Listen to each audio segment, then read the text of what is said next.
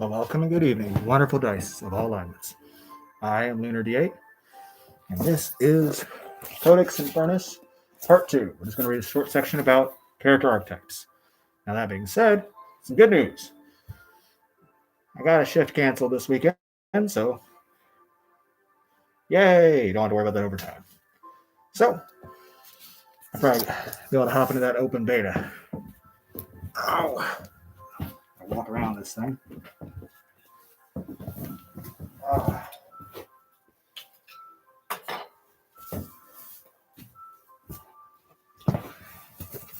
So how is everyone doing today?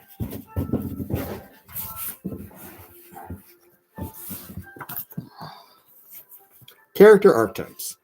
12 novice archetypes, 6 for fantasy games and 6 for modern games, are provided for you to use. All points have been spent, edges and hindrances selected, and so on. All you need is to select a race and add the appropriate modifications to the stats below. If you select a human as a race, then simply add an additional novice edge of your choice to the stats below. If you select a race that has an attribute that begins higher than a d4, simply adjust the character's archetype stat to starting die type. If that archetype already advanced that attribute at character creation, then add that many steps to your character's attribute. For instance, if your archetype has an agility of d6 and your race starts with an agility of d8, then you raise the starting agility to d8 and add the additional step used in character creation to begin with the d10. If your race begins with an attribute that costs 2 points to raise, and the archetype is starting higher than d4, simply remove the steps added to the attribute and relocate. For example, if your strength is penalized and your archetype begins with a d8, you can either begin with a d4 or apply those 2 steps to other attributes, or you can spend both on strength, raising it to a d6. Fantasy characters. Hedge Wizard. While magic is not inherently evil, it is certainly intertwined with hell and thoughts and fears of commoners.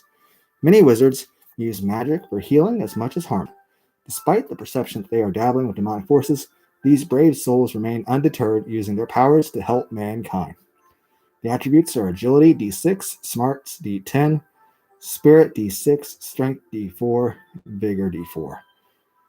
I don't think you guys want to read all of that stuff, but it's got some hindrances like anemic, bad eyes, curious, some edges like arcane background, wizard, armor, bolt, healing.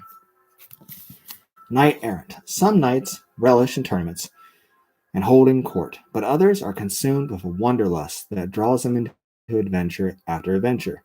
These knights try to shirk the responsibilities of their land and holdings in order to find new adventures and vile beasts to slay, often with mixed results, as responsibilities of nobility rarely shake loose that easily. And manages in fighting, healing, writing, survival, stuff about Code of Honor, the Doubting Thomas, Brawny and Noble, stuff about gear. I'm not going to go on all the numbers. Highwaymen. Some men make their living preying on the poor souls who are merely traveling the roads, being little more than criminals and predators. Most of them have no desire to hurt anyone, so long as they get whatever they want from their marks. Their greed can often have dire consequences if infernal beings catch wind of it. Shadowy manipulator. Silver-tongued devils lurking at the ear of the king. A duke or baron, manipulating policy with a word or suggestion.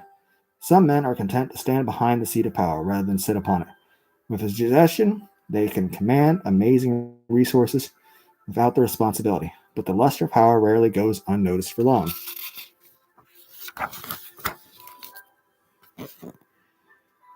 Decadent noble. Power corrupts and boredom can lead the wealthy and powerful down dark paths. These nobles revel in excesses of life, constantly seeking new challenges and adventures. Once they exhaust the mundane, it is not long until their sights turn toward the mystical, and that can prove a dark and dangerous path to tread. The Netherguard Acolyte. The Netherguard Acolytes are brave souls who intentionally breach the dimensional walls, separating their world from the netherworld. Learning as much as they can about other realms as possible, anyone needing to cross over would do well to have an acolyte on their side to avoid making a one-way journey. Modern characters. The corrupt cop. Cops are meant to serve and protect, to uphold the law and defend the innocent. Some cops, however, become tempted by the power of the badge and the opportunities presented to them by the very criminals they are supposed to put away. Once this corruption takes root, the grip of hell is like an iron vice, nearly impossible to escape. The private detective. Private detectives tend to be classic losers. Well-meaning fools who are suckers for sob stories and pretty faces. Doesn't take much to hook down on his luck PI, and he's out on the streets, unraveling mysteries with the best of intentions. But the road to hell is paved, as they say, with good intentions. Biker. Not all bikers are violent criminals. Actually, most of them are actually really good guys. But there is a certain element that takes the freedom of the road to a new extreme and finds themselves embroiled neck deep in the worst excesses. The liberty perverted, and they ignore the laws and expeditions of the polite society and find themselves on a highway to hell. Hitman. Contract killers, by their very nature, are not nice people.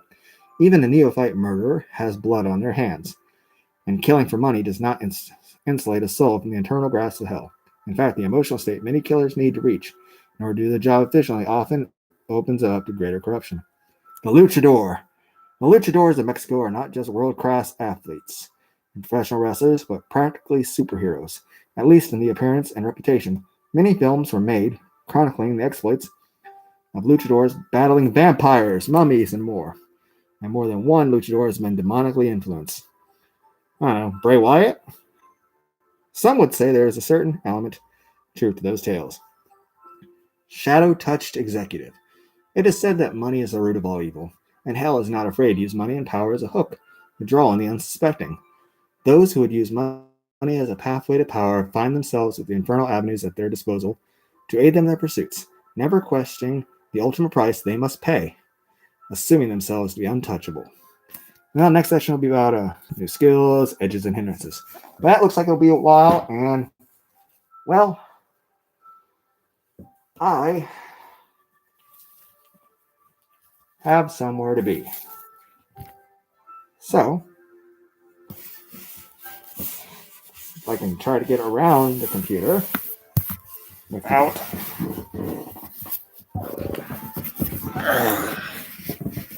so hope everyone had a good day as I try to find the stop stream button. Bye.